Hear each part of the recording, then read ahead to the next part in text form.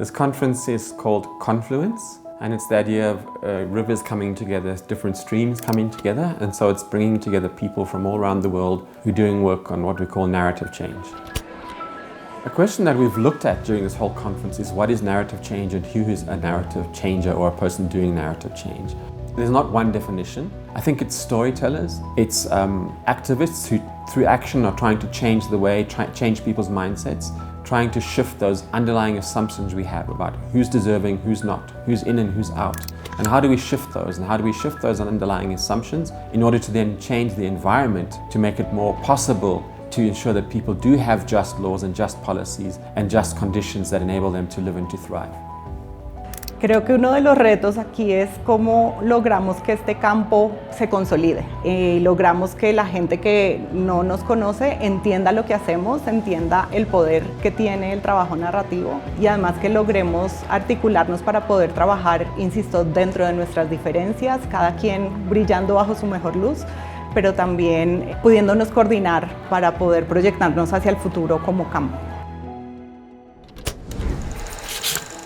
One really exciting theme, I think, is in this idea of the collective and the tension between the individual and the collective. On the one hand, we want to preserve diversity and unique voices. On the other hand, there's such a call for solidarity networks and collective action. So how can we do narrative change work, keeping these two, what seem like polarities, but are really connected? I was very excited to share the way in which we work on the ground in India and how narratives are also about giving a story legs to walk on the ground. If people don't find that this is going to improve their lives, then the story by itself is floating on air. So we have learned how to give the story legs.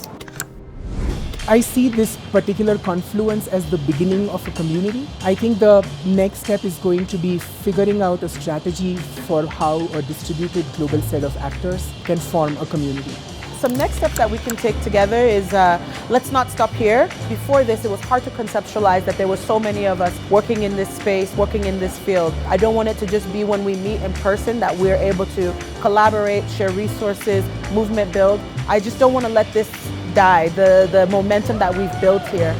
Now that the conference is over, it's clear that people did make those connections and people were hungry for meeting one another. And then I think there's also been a call for other kinds of meetings like this in different parts of the world. So we will continue talking to people and see what is possible and what other kinds of meetings along these lines we can have in different regions of the world and continue to build this movement.